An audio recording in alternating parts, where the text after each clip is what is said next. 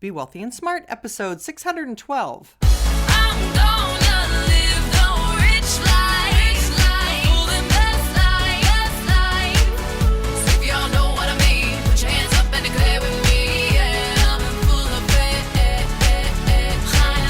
I'm gonna live the good life, beautiful and glorious life. Step into a world of wealth and financial freedom without budgets, boredom, or bosses on Be Wealthy and Smart. And now, here's your host, Linda P. Jones. Welcome to Be Wealthy and Smart. I'm Linda P. Jones, America's Wealth Mentor, empowering women and men worldwide to financial freedom. On today's show, we're going to talk about a cannabis update and answer a listener question. So I wanted to give you a little bit of an update about cannabis because yesterday happened to be my birthday and I got a great birthday present. It was that our favorite cannabis ETF, MJ, was up 4.3% that day.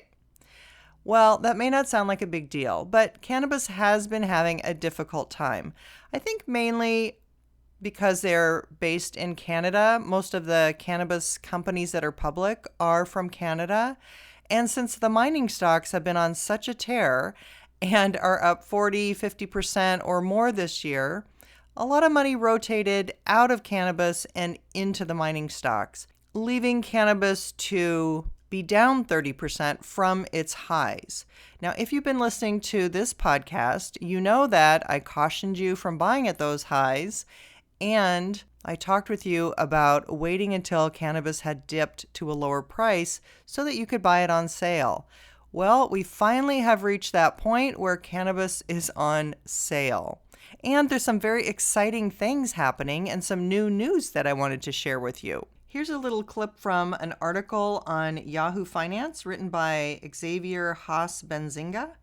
And he said, this week, the U.S. Drug Enforcement Administration, DEA, said it will expand the number of federal licenses for the research of cannabis.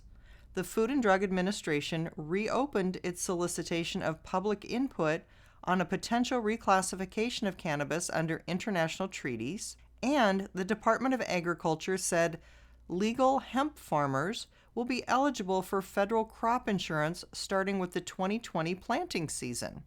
Well, I think that is huge news. One of the things we have been frustrated by is the lack of cannabis companies to be able to do proper research in order to get their specialty drugs and non-addictive, healthy drugs passed by the DEA. So the fact that the DEA is expanding the number of federal licenses for the research of cannabis is huge news and great news for people who are in pain and who have all kinds of afflictions that cannabis is really helping.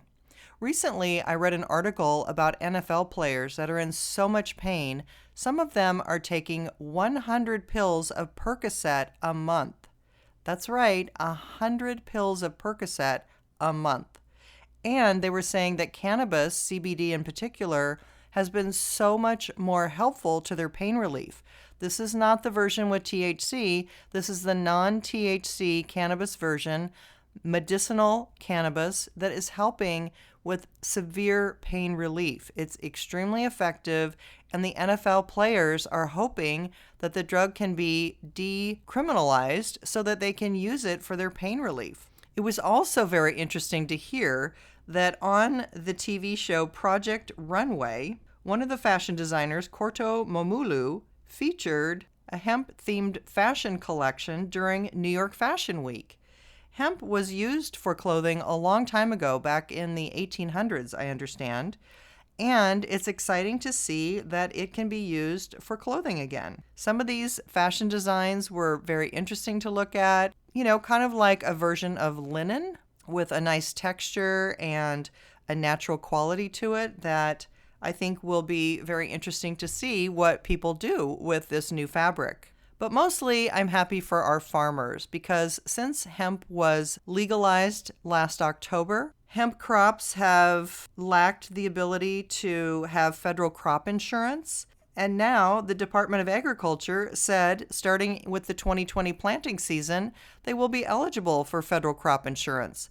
So I think we're seeing a lot of movement forward, and I'm very excited to see some good things happening for this natural medicinal product that is going to be very helpful for people for epilepsy, for sleep, for pain relief, for all kinds of uses.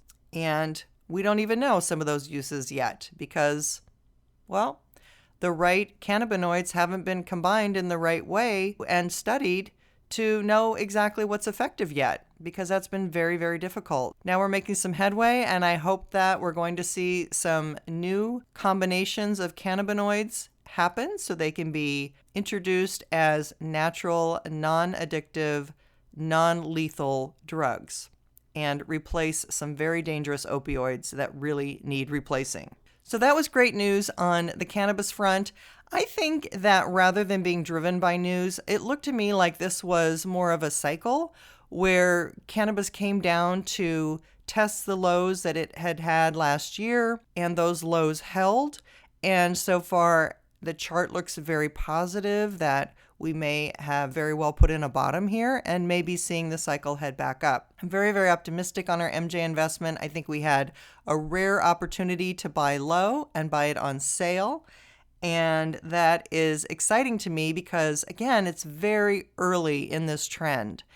And we have a long way of growth to go. So if you can pick it up cheaper, pick it up and reduce your average cost, nibble here and there, and add some more to your portfolio, as long as you're not overdoing, I think that is something that might work for you if it fits in with your asset allocation. Again, do your own research. Don't buy on my recommendation. Just use it as the starting point for you to investigate some more. All right, now we had a listener of the podcast ask me this question. She said, I'm a faithful listener of Be Wealthy and Smart, and I have a quick question. Where do I buy the MJ ETF? I haven't invested on my own outside of my job-sponsored retirement fund, and it seems like cannabis is an industry I shouldn't miss out on. Thanks in advance, DW. All right, DW, well, thank you for the question. Some people have only been investors in their 401k, for example, and it sounds like that might be where you're coming from. So if you only have a 401k, of course your 401k has a very limited menu, and you're not going to be able to invest in MJ in most 401ks. There are rare exceptions to 401ks that might have the ability to invest in individual securities or ETFs, but those are few and far between, very, very rare. It's more likely that you're going to have to open an account at a brokerage firm and purchase MJ through the brokerage firm. The brokerage firm I use is Fidelity. I like Fidelity because of its large size, its very lengthy menu of being able to choose whatever investments you like, and you can work with them either online or on the phone. What I recommend you do is get on the phone with Fidelity, talk with a financial advisor for free, and have them help you set up the account. They can explore what kind of account is right for you, whether you want to have an IRA, whether you want to have an individual account. They'll go through everything with you, and they'll make sure that everything is set up correctly.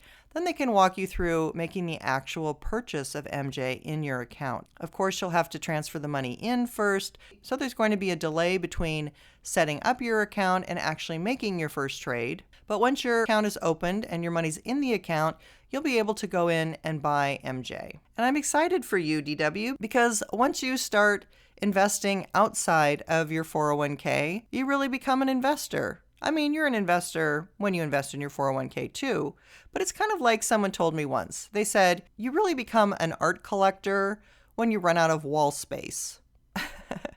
And I think that's kind of true. You really are an art collector when you're not just trying to fill your walls, but when you're really collecting art and you really love it and you buy it for that reason.